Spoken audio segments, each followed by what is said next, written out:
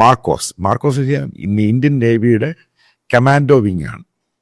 അപ്പോൾ അവർ മുഖമൊക്കെ മൂടി അവിടെ ആ സംഭവം വരുവാണ്. അതായത് ഇൻസിഡൻറ്റ് കഴിഞ്ഞ് 3-ാമത്തെ മണിക്കൂർ, അതായത് താജ് ഹോട്ടല് ഈ പറയുന്ന ടെററിസ്റ്റുകളെ ആംബുഷ് ചെയ്ത ശേഷം 3-ാമത്തെ മണിക്കൂർ ഇവരുടെ സ്റ്റേറ്റ്മെൻറ്റ് വരുവാണ് മാർക്കോസിൻ്റെ.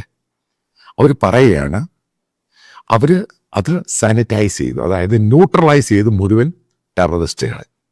ശ്രദ്ധിച്ചേട്ടോ, ഞാനിപ്പം ഈ ഹോട്ടലിൻ്റെ ഡേറ്റായും അതും പരിപാടിയൊക്കെ എടുത്തിട്ട് ഡേറ്റ എന്ന് വെച്ചാൽ ഈ ഹോട്ടലിൽ എത്ര റൂം ഉണ്ടെന്നറിയണം.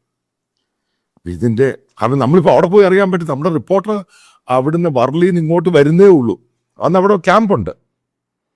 പക്ഷെ അവരും അറിയത്തില്ല എത്ര റൂമുണ്ട്, ഇൻസ്റ്റൻ്റായിട്ട് അറിയണം. അപ്പോൾ അതിനെപ്പറ്റി അറിയാവുന്ന അവിടെ ഹോട്ടലിൽ വർക്ക് ചെയ്ത ഒരാളെ തപ്പി എടുത്തിട്ട് അറിഞ്ഞു ഏകദേശം 286 റൂമുണ്ട് അവിടെ. Huge hotel, heritage hotel. അപ്പോൾ 286 റൂമുള്ള ആ ഹോട്ടലിൽ ഏകദേശം 26ഓളം വരുന്ന മാർക്കോസ് എന്ന് പറഞ്ഞ ഇന്ത്യൻ നേവി കമാൻഡോ 3 മണിക്കൂർ കൊണ്ട് ന്യൂട്രലൈസ് ചെയ്തു എന്ന് പറയുന്നത് വിശ്വസിക്കാൻ പറ്റില്ല എന്ന് ഞാൻ പറഞ്ഞു. ഞാൻ ആ പറഞ്ഞ പോയിന്റ് നിങ്ങൾക്ക് പിടികിട്ടിയെന്ന് വിശ്വസിക്കുന്നു. കാരണം 3 മണിക്കൂർ കൊണ്ട് എങ്ങനെ ചെയ്യാൻ പറ്റും? ഇത്രയും മുറിയുണ്ട്, ഇത്രയും ആൾക്കാർ താമസിക്കുന്നുണ്ട് ഹോട്ടലിൽ. അന്ന് ഏകദേശം 80% ഒക്കപ്പൻസി ഉണ്ട്. ഇപ്പം ഇങ്ങനെ 3 മണിക്കൂർ കൊണ്ട് ഒരു റൂമിൻ്റെ അവിടുന്ന് ഇങ്ങോട്ട് അങ്ങേയറ്റം വരെ ഓടുവല്ലല്ലോ, വെപ്പൺസും കൊണ്ട് പോവല്ലയോ.